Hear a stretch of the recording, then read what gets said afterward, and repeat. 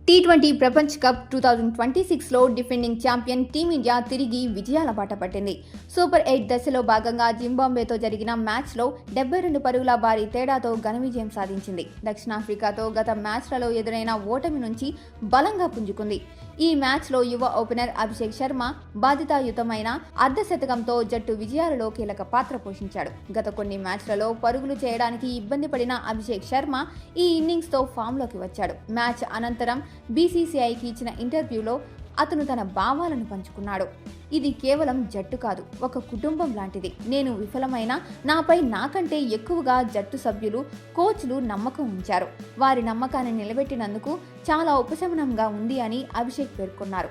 వాస్తవానికి ఈ టోర్నమెంటుకు ముందు అనారోగ్యంతో ఆసుపత్రిలో ఉన్నానని, ఆరంభం సరిగ్గా లేదని అభిషేక్ వెల్లడించారు. నువ్వు 0 పరుగులు చేసినా పర్వాలేదు, జట్టులోని స్థానం పదిలం, అన్ని మ్యాచ్లు ఆడతావని వారు భరోసా ఇచ్చారు. ఒక ఆటగాడిగా నాకు ఇంతకంటే మద్దతు ఏం కావాలి అని అన్నాడు. ఈ మ్యాచ్లో అభిషేక్ తన ఆట తీరును మార్చుకున్నాడు. దూకుడుకు బదులుగా నియంత్రణతో ఆడాడు. తన అర్ధశతకంలో ఎక్కువ పరుగులు బౌలర్ మీదుగా స్ట్రైట్గా కొట్టడం అతని పరిణితికి నిదర్శనం. అభిషేక్ శర్మ సంయమనంతో ఆడిన ఇన్నింగ్స్ మిడిల్ ఆర్డర్పై ఒత్తిడి తగ్గించింది. ఈ విజయంతో ఆత్మవిశ్వాసాన్ని తిరిగి పొందిన భారత్ ఆదివారం కోల్కతాలో వెస్టిండీస్తో తమ తదుపరి సూపర్ 8 మ్యాచ్ ఆడనుంది.